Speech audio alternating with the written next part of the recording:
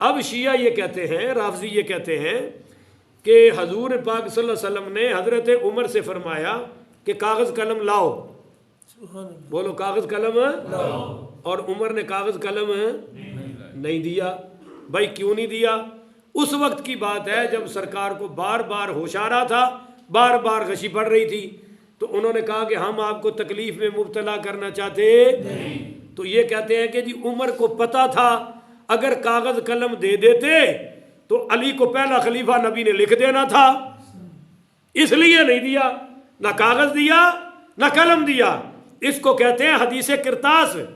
और सुनियों पर सवाल करते हैं, आगे से मेरे जैसे मौलवियों को तो पता नहीं होता, और जिनको पता हो उनके आगे को ठहर कोई नहीं सकता। समझ रहे हो कि नहीं समझ रहे हो?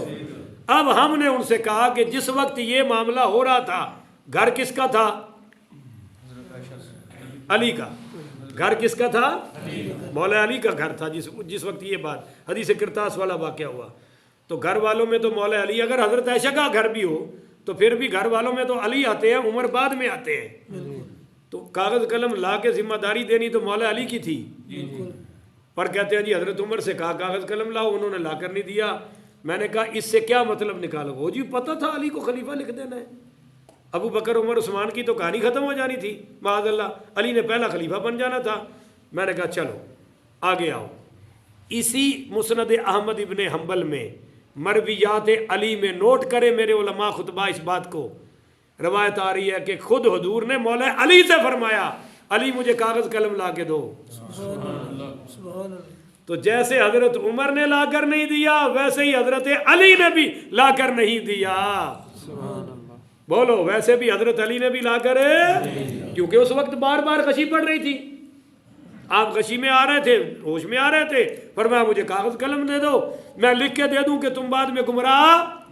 तो उन्होंने कहा जी कुरान हदीस काफ़ी है, दीन इस्लाम मुकम्मल हो गया है, पहले आपकी तबीयत से ठीक हो जाए फिर जो चाहे लिख के दे दें।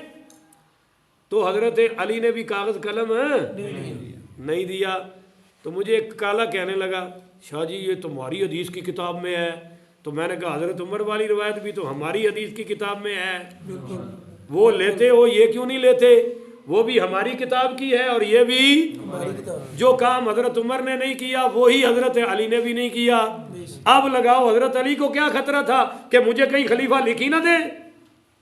अगर हजरत उमर को ये खतरा था कि अली को खलीफा ना लिख दे तो मौला अली को क्या खतरा था? ओ जालिमो, जो खैर ख्वाही हजरत उमर ने की है वही खैर ख्वाही के जज्बे से हजरत अली ने भी कागज़ कलम नहीं दिया है। अब जिस मौलवी मुल्ला को तकलीफ हो हवाला ना दिखाऊं, जो चोर की सज़ा है वो मेरी सज़ा है। बात आपको समझ आ गई? इन्होंने जब जंगे जमल से वापसी आए